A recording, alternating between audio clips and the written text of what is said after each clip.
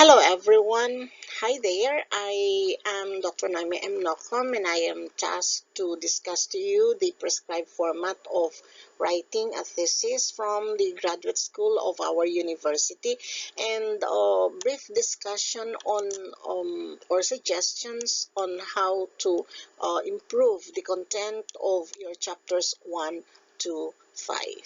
Let me start by giving a very brief meaning of thesis. Well, of course, we all know that thesis is an academic paper that is meant to include a viewpoint of your findings on the topic you would like to explore. Now, it consists of about 100 to 150 pages, although there is no specific length or prescribed length, because the length of your paper depends on the topic that you would like to investigate. It is just enough that we know that we need to or not to exceed the 60,000 to 80,000 word limit. Well, thesis is supposedly to be submitted as completion of your graduate program to mark an end to your study. I would like to repeat that one, to mark an end to your study. Therefore, even if we finish our academic units, we really need to push through and we really need to keep moving in order to finish this paper, which is a guarantee that we will be finishing our program. Now, when we think of thesis, we'll be thinking of research. It's true, because when we do our thesis, when we start writing our thesis, we will do a lot of research work. And with the derivational term of research, we have the line to search again. Doing our research is to search again. It is a systematic process of gathering, analyzing, and interpreting information to resolve a specific problem. And when we start doing our research, we would we have to identify first, what kind of research am I going to do? What kind of thesis am I going to explore? Well, of course, we have two types or approaches, and I know you know this. This is first the quantitative. Okay, and the other one is qualitative. And to give a brief distinction between the two, when we say quantitative, it's a theory testing, while qualitative is theory building research. Quan-qual, we call them quan-qual sometimes, and when we say quantitative, this can be repeated to verify findings in another setting, reinforcing the validity of the findings. Whereas when we talk of qualitative or qual, it puts emphasis on proof rather than discovery. Now, our previous graduate school students then were very exposed to quantitative. But somehow, recently, there are so many students who are already who attempted trying to discover this qualitative approach, wherein sometimes they are challenged to do the mixed method, the qualitative. There are also some students nowadays who are fond or who are serious in adopting multi-method, or this what we call pluralism approach. Now, I want you to look at this particular question. How is your thesis? Perhaps in your individual spaces, you are answering this question. If, for example, your professor or your advisor ask you this question, followed by another question, have you started writing your paper? Okay. Have you started writing your paper? Well, I believe there are some who are still conceptualizing. There are some who have started, and there are some who are about to finish. But please make sure that if you pause, you just pause. You do not have to stop because you really need to push through with this. Okay? Now look at this question here.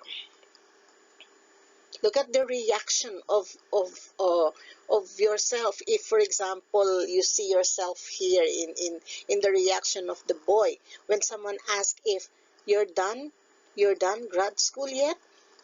And what's the connection? What's the connection?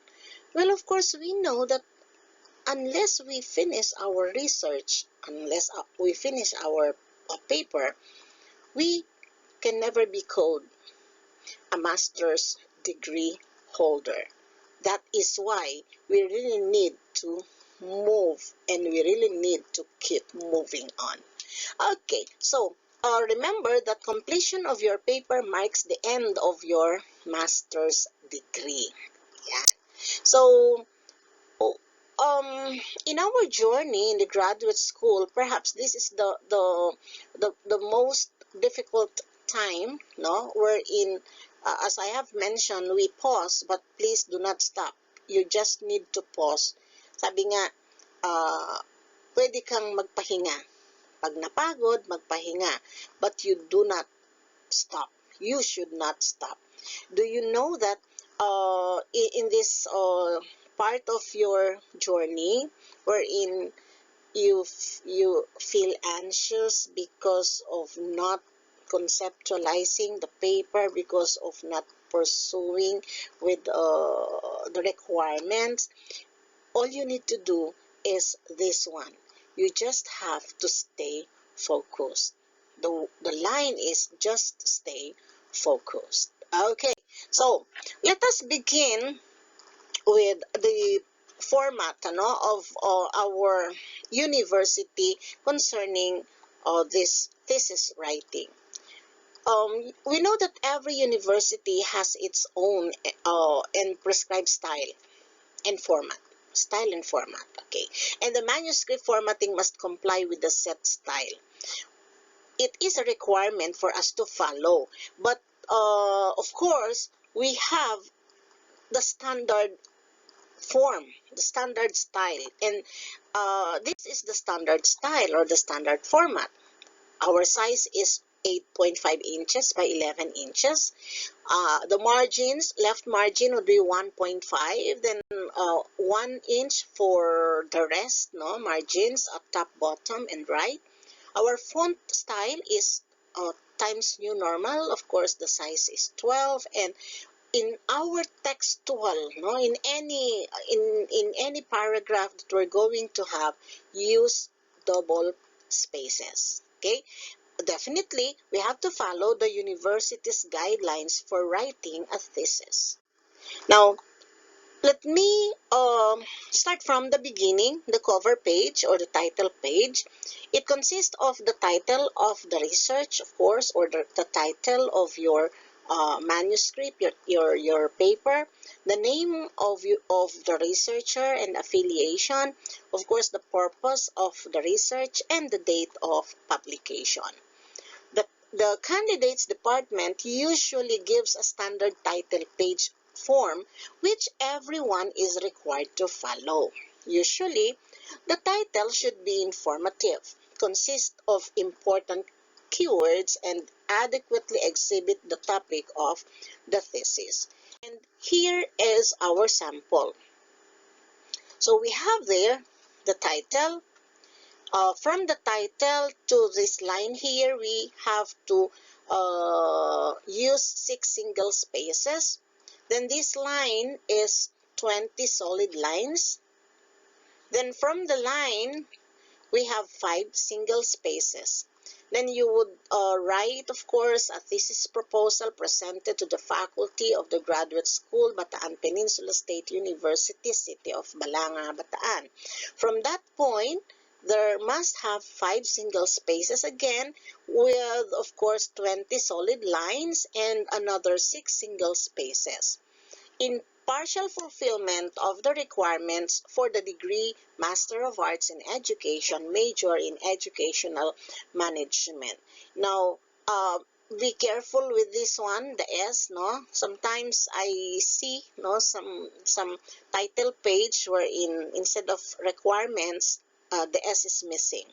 Okay, then after that one, we have two single spaces before the 20 solid lines. Then we have another two single spaces. Then you write by with colon. Now, from by to the name of the author, the name of the researcher, we have two single spaces. Okay, and of course, a single space now with between the researcher and the date. Just always remember that we have to use double spaces times New Roman 12 size, no, and of course this spaces for the cover page. Okay. This is now the approval sheet.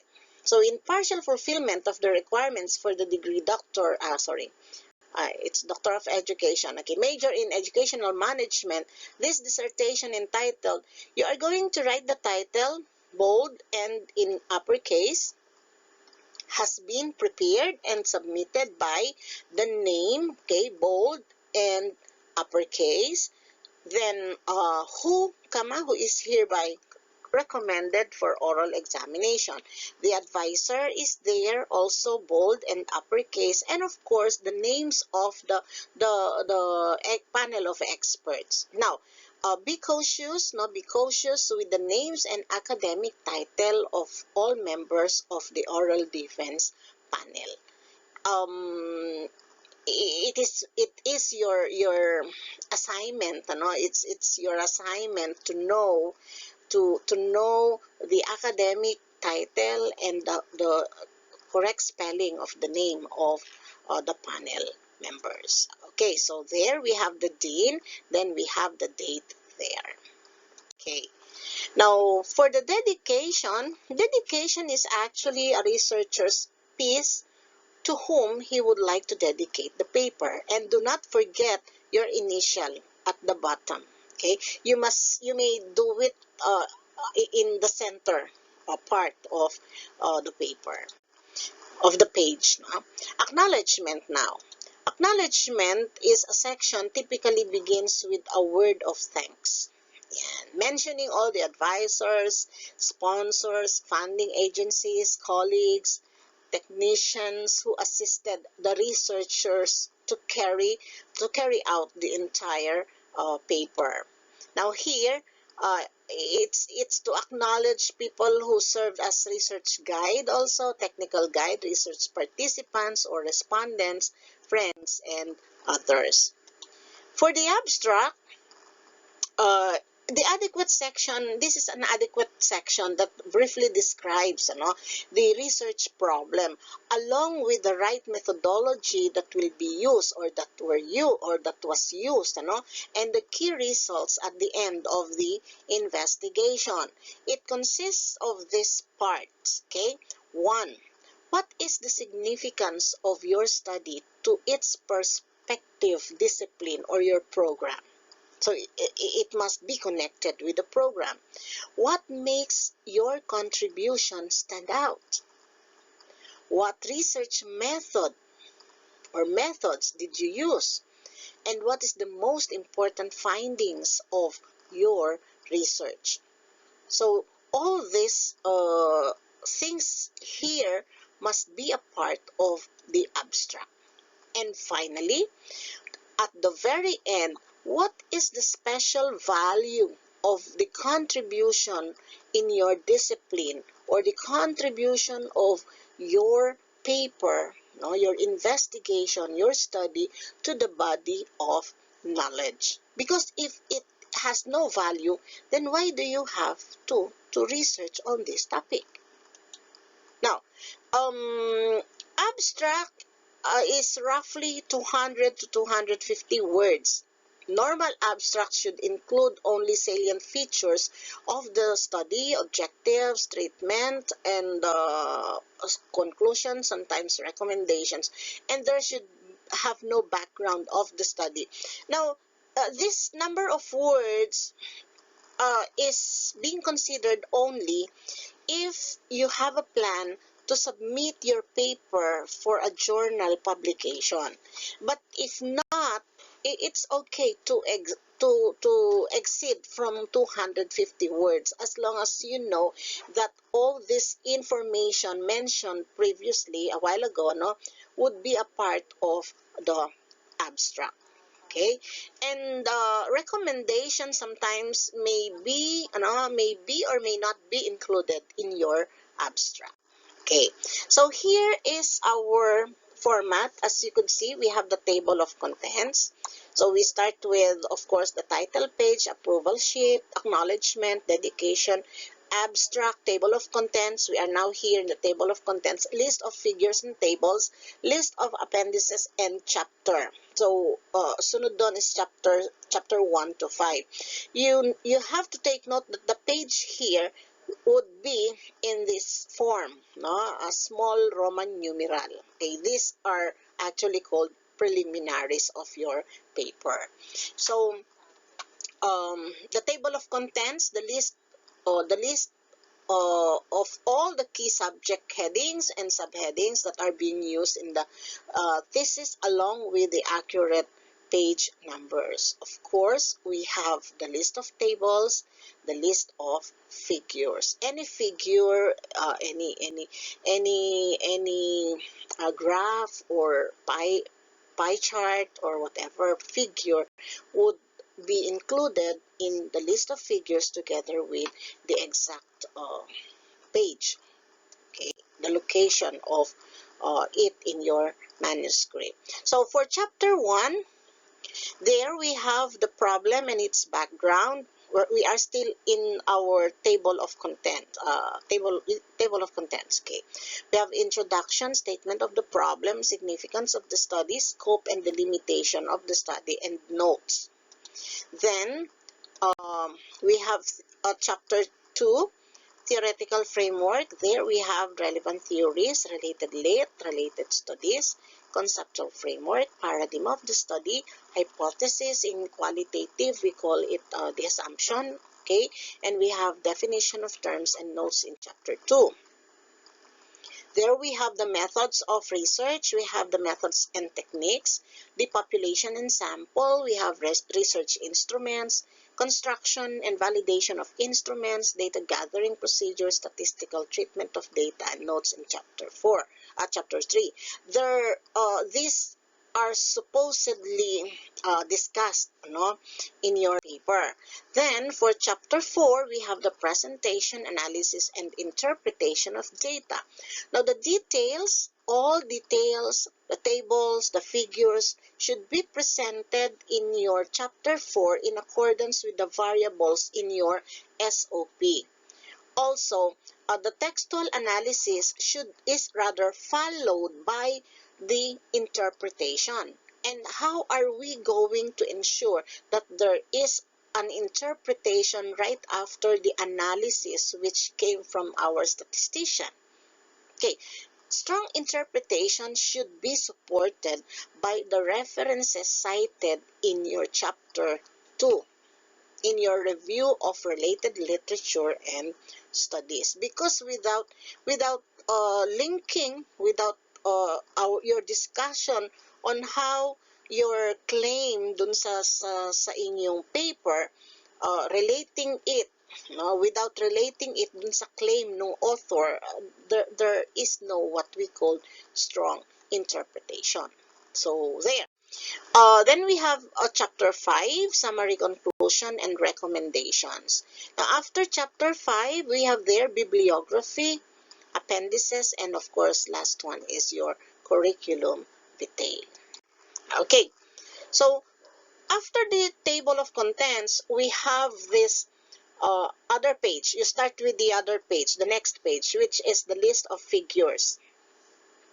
you may include, no, you may follow the list of tables and the list of appendices with the list of figures.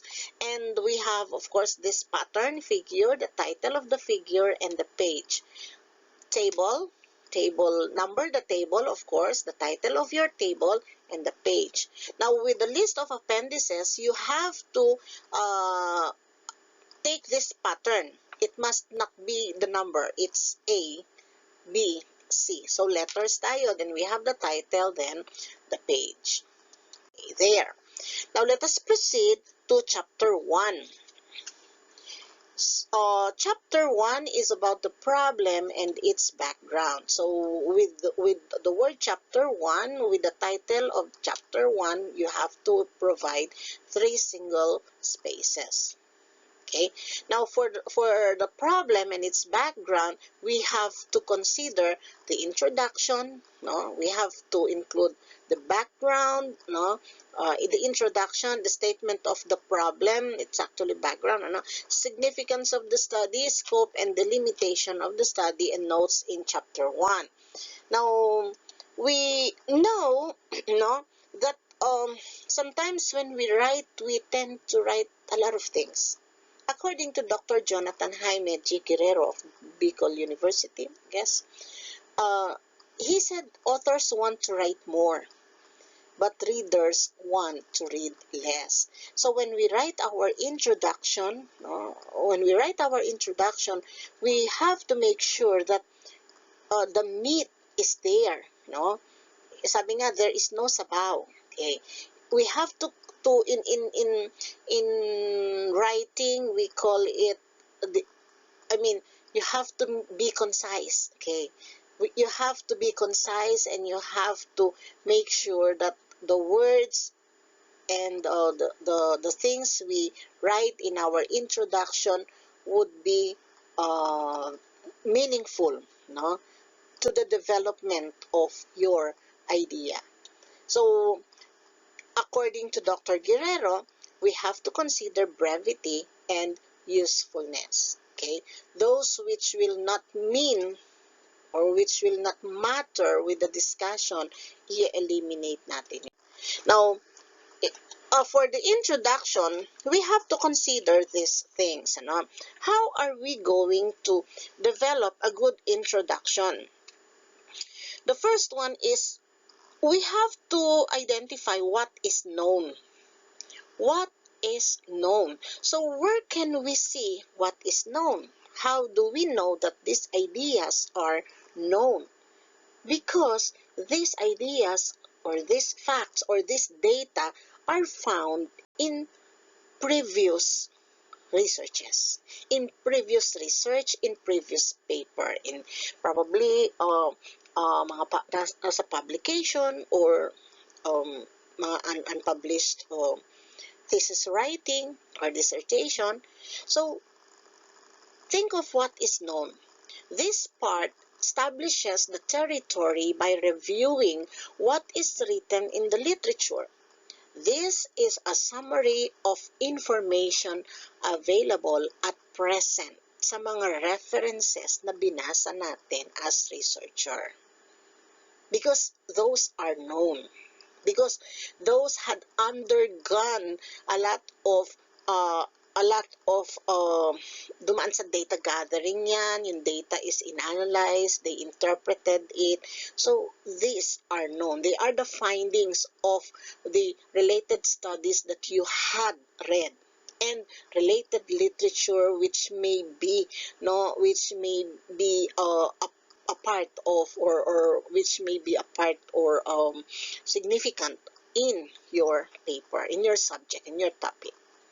Aside from knowing what is known, you have to follow this idea, no? In your organization, rather, in your organization, after you mention about what is known, you have to mention also what is not known. So there is known, but there should be not known. A thorough review of literature will show gaps. What is not known is actually the gap. What are the unclear? What are the conflicting? What are the lacking? No? What lacks? Or the inclusive information? This is the niche you want to look into. Because it's not known eh. So you would want to know something about this gap, which is not known, related to what is known.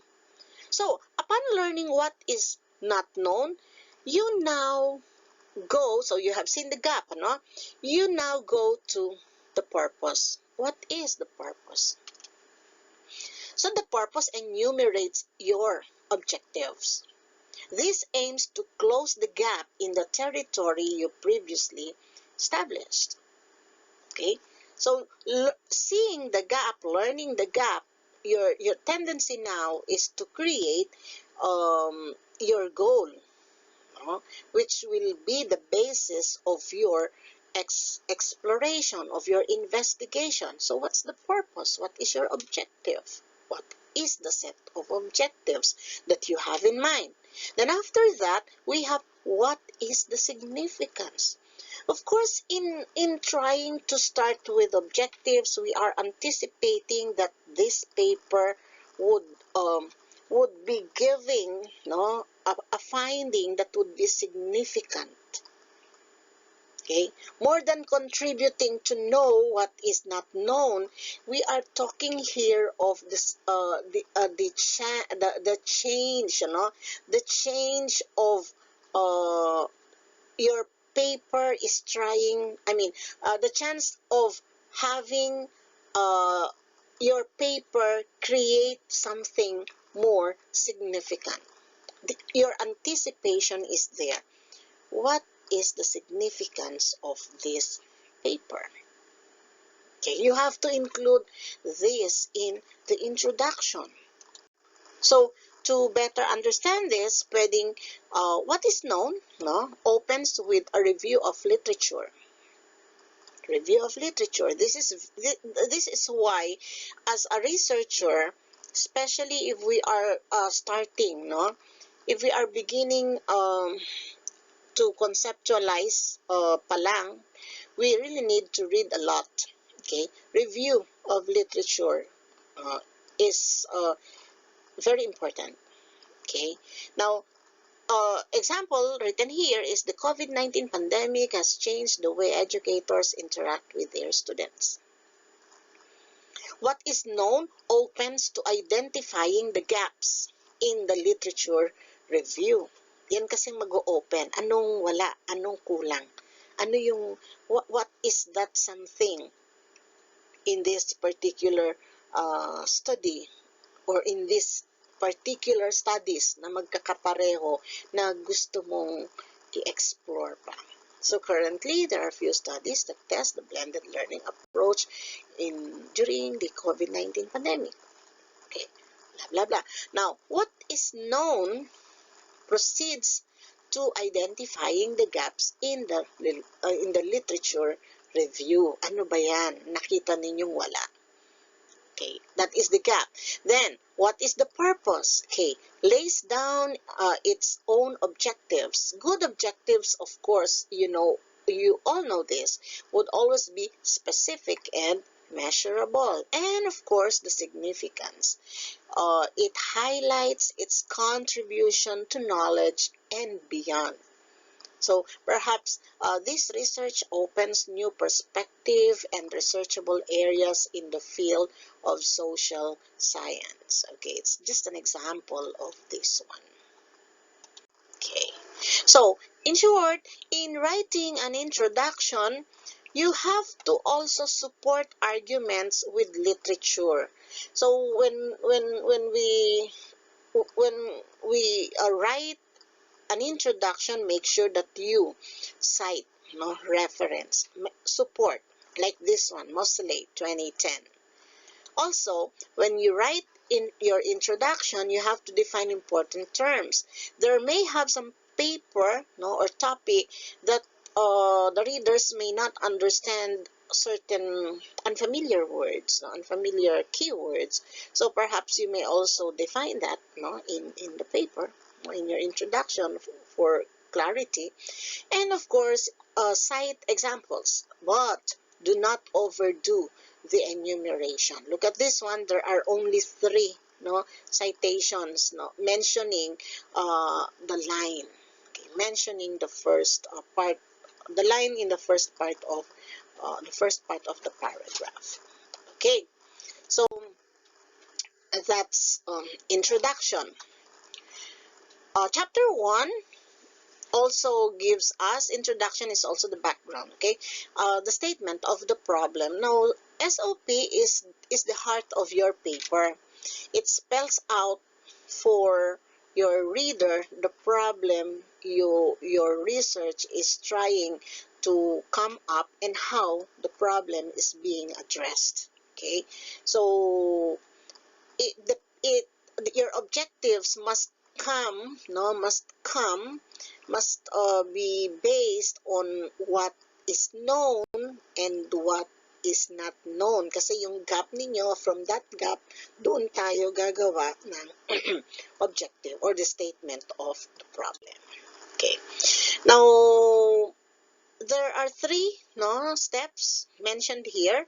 One is contextualize the problem.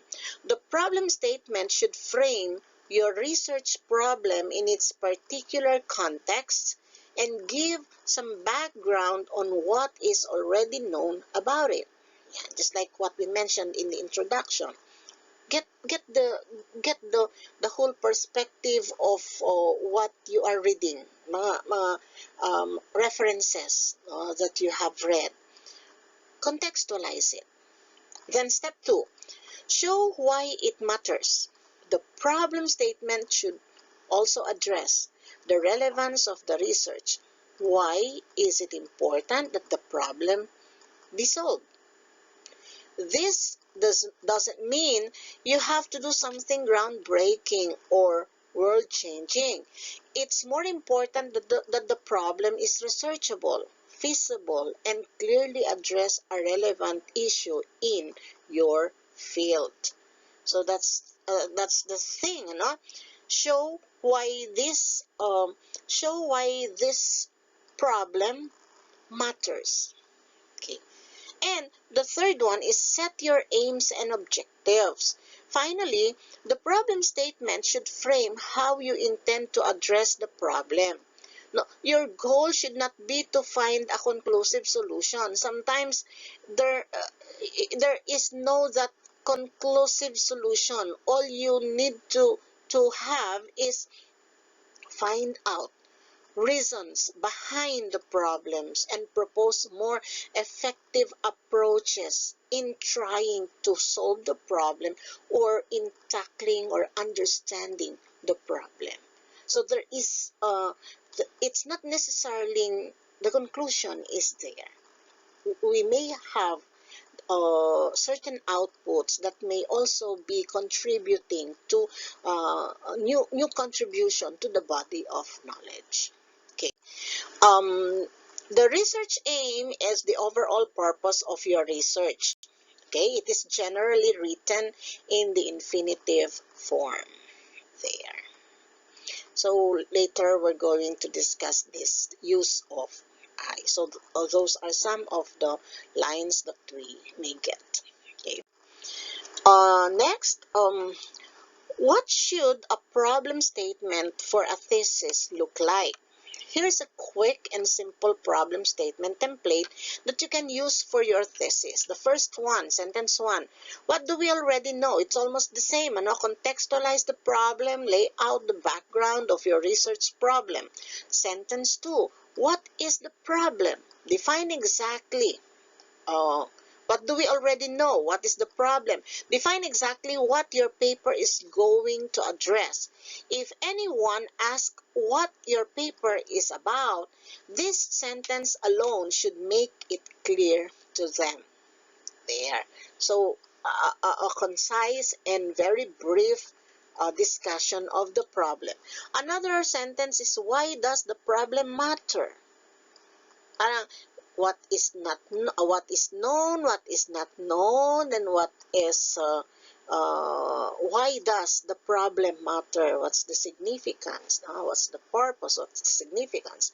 Show why the problem is relevant and needs to be solved. If your research is more on the theoretical side, talk about how it can advance or alter our existing understanding of the topic. Okay. The fourth one is, how are you going to prove it?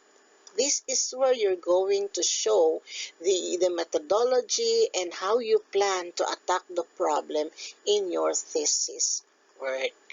Okay, so this is some addition for the introduction, almost the same, from macro to micro point of view. Let us have the one. So a good introduction is anchored on a rigorous review of literature. Now, that is introduction and statement of the problem. For the third one, we have the significance of the study. It's a proof that the study is really beneficial and worth it for the effort and time of the readers. Now, when we talk of significance of the study, we just have to remember that we arrange them according to the most beneficial. Who would most benefit the study? Okay, arrange your sequence according to that one. Then we have scope and the limitation. When you say scope and the limitation, this merely talks of topic and boundaries. Okay, so scope defines the topic of the research problem to be investigated. Scope details how in-depth your study to explore the research question and the parameters in which it will operate in relation to the population and time frame. Whereas when we talk of the limitation, the limitations are boundaries, factors or variables not to be included in the investigation. These are boundaries that a researcher sets in terms of study duration, population, size, and type of participants and respondents, etc. So, just think of these things for us to make a complete scope and the limitations. Actually, scope. We have the word why. Why? It talks of the general aims, objectives, the purpose. What? Talks of subjects and the variables included. Where? The location, the setting of the study where the data will be gathered. When? Time frame within which the data is to be collected. Who? Subject matter of the study and the population from which they will be selected. And how? How the research is conducted or how the research will be conducted, including the description of the design, methodology, tools, and analysis techniques. So, they are why, what, where, when, who, and how of your study. There. So, for the notes in chapter 1, this is the structure. We take, of course, the APA 6th edition, though meron na tayong 7th edition. I believe it's still in the 6th edition ay pwede na natin gamitin. Okay. Then, for the theoretical framework are showing presentation of your theories revisited, which become the basis of your research topic. For the master's degree, we only require 3 relevant theories, and for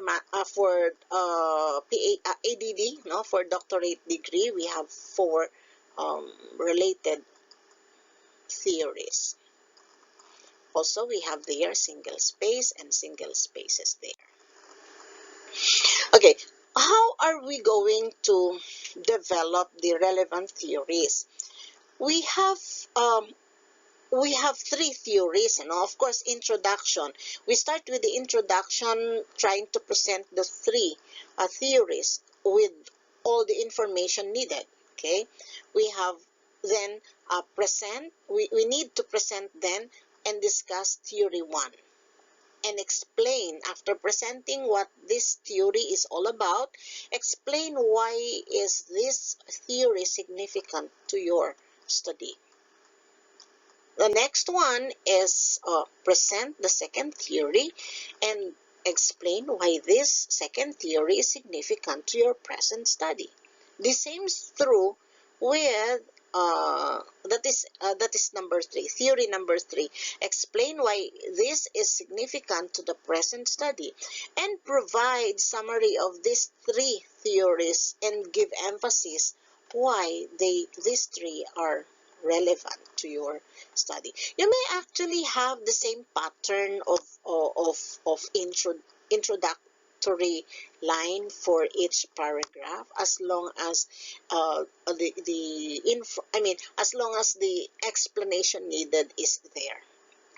Okay, so related literature. This section presents the review literature, no, significant to the current study. It can be they can be books, journals, periodicals, manuals, no, Republic Acts, memo circulars, policies, and so on. So standards, no, we can also consider those things.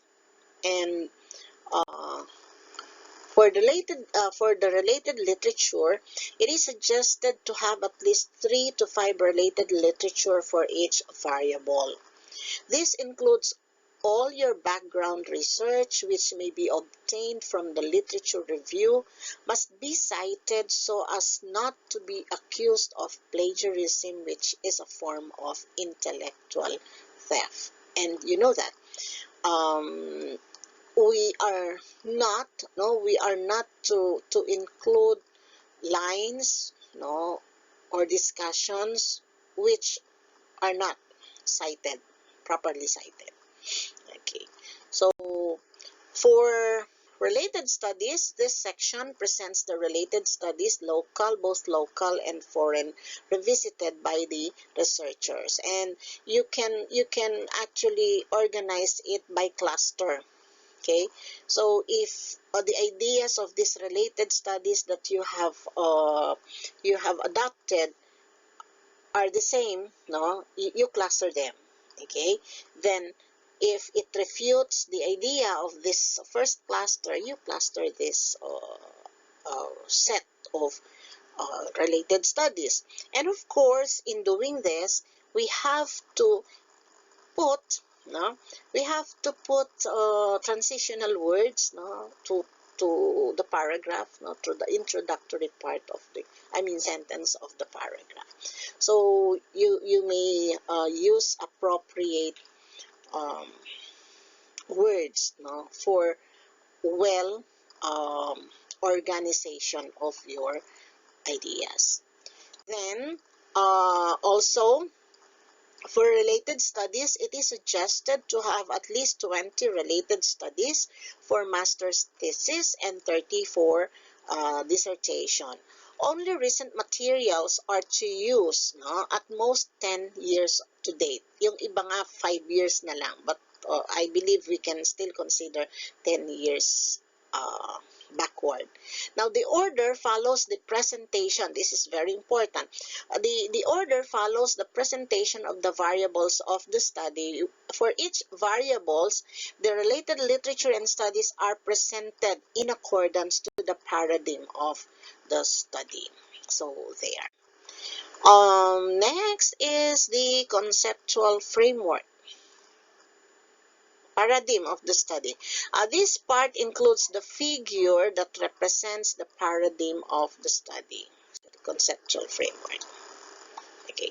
Prior to the presentation of the paradigm, a discussion or explanation of the figure clearly, completely, and comprehensively. So it clarifies the relationship existing between or among the independent and dependent variables in the study. So we're talking here of the quantitative uh, research. Now, the conceptual framework, nowadays kasi, the very common kasi then is the IVDV.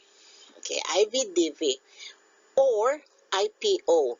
But nowadays, we can make our conceptual framework differently, creatively, as long as it follows and it is aligned with your SOP, no? It's okay to use a different framework.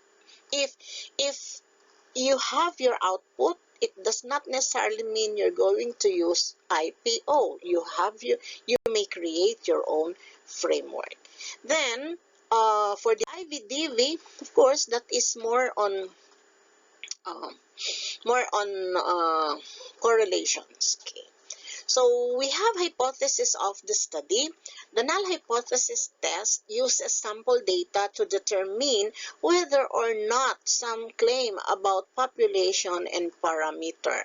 Now, in qualitative, in the quali research, we may call them assumptions. Assumptions are things taken or assured to be true related to the problem being discussed. Now, hypothesis, we have to use the null hypothesis as we know in our stat. Okay, this pertains to the question of relationship or significant difference between variables tested in the study. And this is more on the quantitative and correlational study. Of course, we interpret the hypothesis as follows. Okay, null hypothesis, ito yung ginagamit po natin. The sample data provides no evidence to support some claim being made by the researcher. And alternative hypothesis is the sample data does provide sufficient evidence to support the claim being made by the researcher. So we always take the null hypothesis. Definition of terms now. The list of the terms used in the study and presented conceptually and operationally. Now, the definition of terms, it should be clear definitions, should be stated for all important variables, especially if these are to be measured by means of specific instruments or a combination of devices. What do we define actually? We define the terms present in our title, okay, and present in our SOP. Excuse me. So for the variables, the variables included, important variables, in your SOP should be defined. Okay. Now, content and conceptual definition may also be included, but operational definitions are more preferred. Alam natin yan. Operational definition means how the terms are used in the study. Because there may have some keywords which may not be understandable. It may not be understandable for the readers. So the researcher must define the word in its operational definition. Another, the terms are arranged, of course, in alphabetical order and written in complete sentences. For Chapter 3, we have methods of research. The methodology outlines the procedure employed in implementing the study. So, research design includes all practical details followed for research. the method used for data collection, the people who took part, how they were chosen, the tool used for data collection, how the data analyzed, etc. Actually, even the inclusion and exclusion criteria may also be a part of your chapter 2. And they may also be discussed here. Data analysis and interpretation contains tables, graphs, pie charts, and associated statistics, while in the qualitative, descriptive prose or narratives are to be seen for the analysis and interpretation. Presentation, analysis, and interpretation. Written in past tense, methods are specific and parallel each of the research objectives.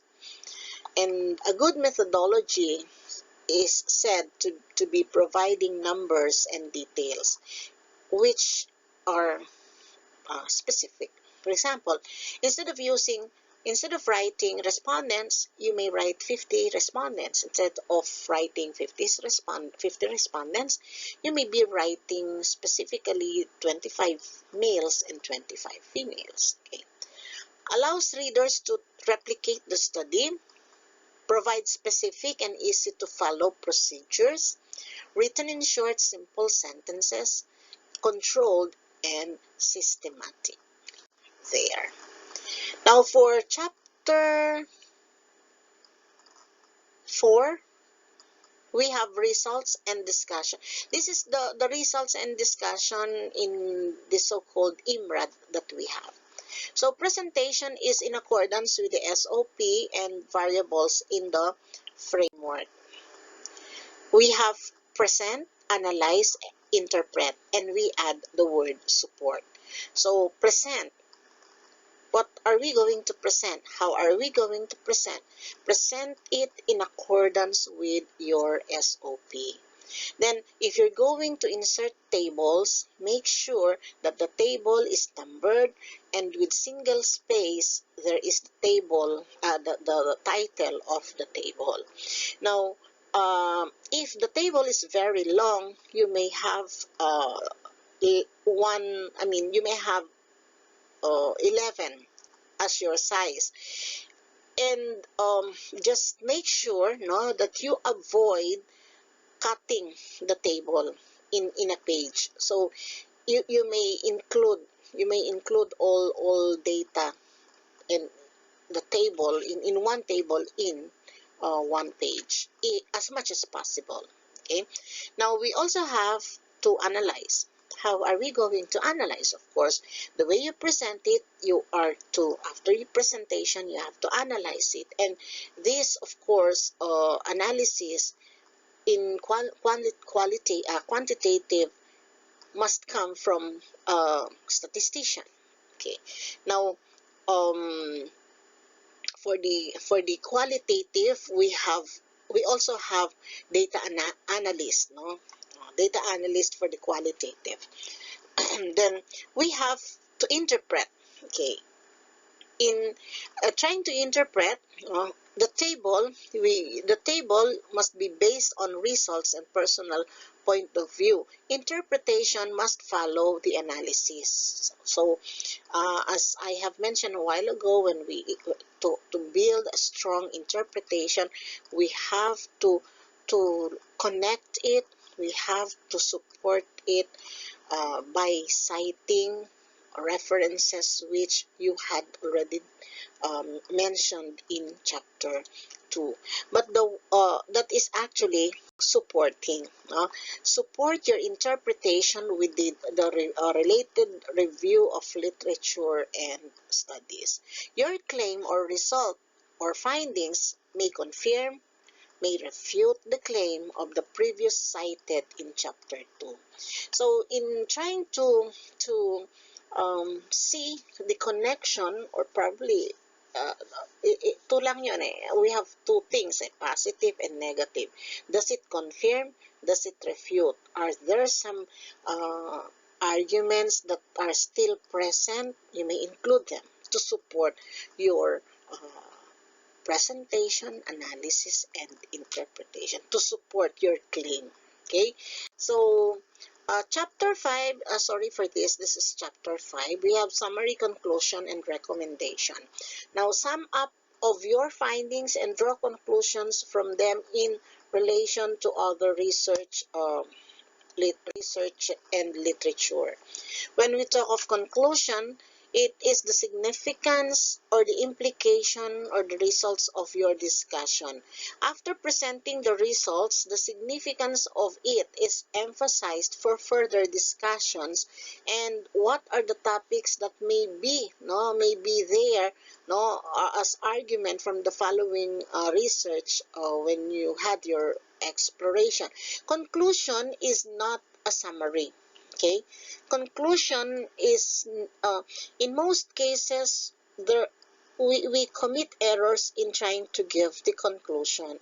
If you have presented the summary of your work, of your study, conclusion is the compact or um, the compact, which is, the significance, actually the significance or the implication.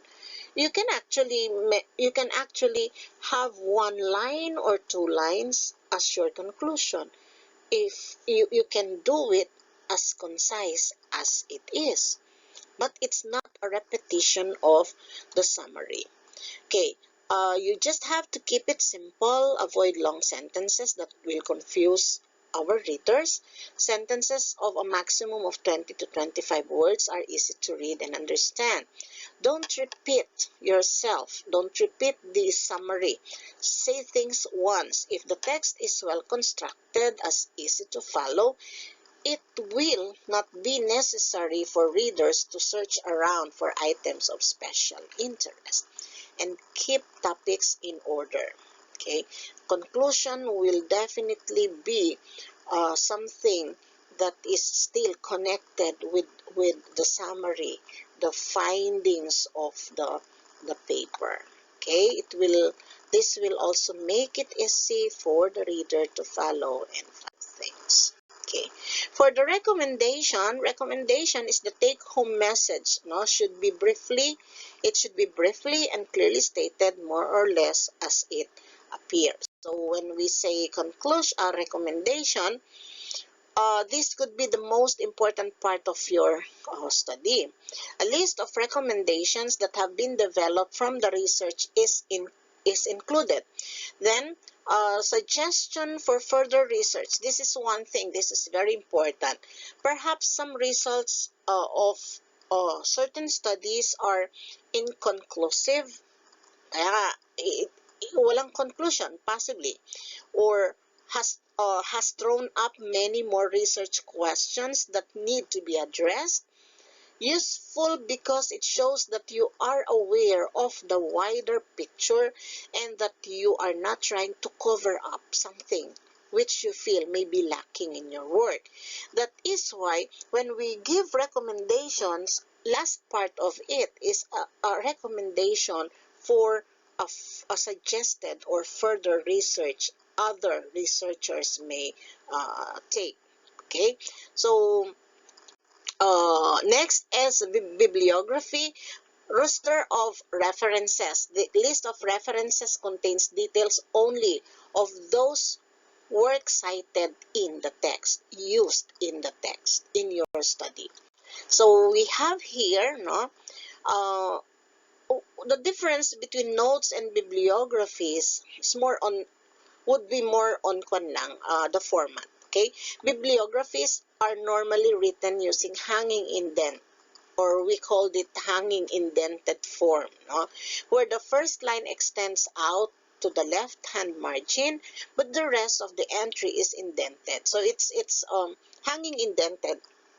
The first one is flush to the left side, then the succeeding lines will be indented. Recently, this sort of thing is also being called as outdent. Okay, while in the notes, the first line is indented, then the succeeding line is flush to the left margin. Okay, so that's the difference between the format of these two formats. Okay, then we consult APA 6th edition. 7th edition is already is already out in October 2019, but we can still use 6th edition because it has never been outdated. Okay, and of course this is an example, no, two examples of parenthetical citations, and we have this narrative citation. Okay, so there is the structure. Okay, so this is a sample. Appendices is the list of information that provides detailed calculations, procedures, data, communication, protocols, and others. Even our research instrument is also a part of these appendices, our letter request, and so on. Now, curriculum vitae, on the other hand, is a one-page, sometimes not one page, exceeding one page, giving academic qualifications, achievements, and list of publications. So that actually is the last, no, is the last part of your paper. Now, you also have to be cautious with this one. um, we're talking here of the whole organization of your paragraphs, your text. When we talk of academic writing or thesis writing, we have to use the third person, okay, to avoid subjectivity. Because if we're going to use the third person singular plural, I and we, this would tend to be informal. So always make sure that we use the third person. How about the voice? Both the active voice and passive voice, no, are used, although scientific writing uses the passive voice much more often than literary writing does. As in the case of the third person, the use of the active voice is a strong tradition in scientific writing. When it comes to tense, shift of tenses in within the same or consecutive paragraphs are allowed, but consider these things. 1. Past tense or past form is usually appropriate for the related literature and related studies. Present tense or present form to describe and discuss results and findings that are literally there before the reader. And future tense is rarely used in the research report or in the research paper, but in the written proposal or defense for the research design and procedures are in the future tense. Yon. And, of course, avoid plagiarism. Um, we have to make sure that we always give citations, and in our university, I guess if it would be implemented, the similarity index that is required for us is 10%, from 30 to 10%. So make sure that we do not just copy paste, we copy and we try to cite, or probably make rewrite, no, rewrite the paragraph, no, and still we have to cite from where you borrowed the lines. Okay, so according to Clifford Albott, the use of thesis writing, or the importance of thesis writing, is to train the mind, or to prove that the mind has been trained. Whatever it is, when we write our thesis, our mind would be definitely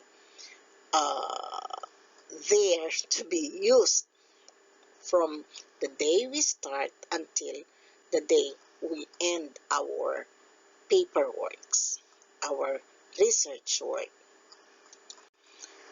Look at this one. In this particular comic strips, we have that one.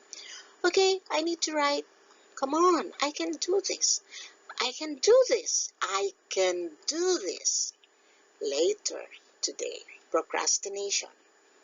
This is a no-no for um, students in the GS who would like to finish the program. As she said later on, my thesis is written in blood, sweat, tears, and coffee. It may seem something which is not that easy.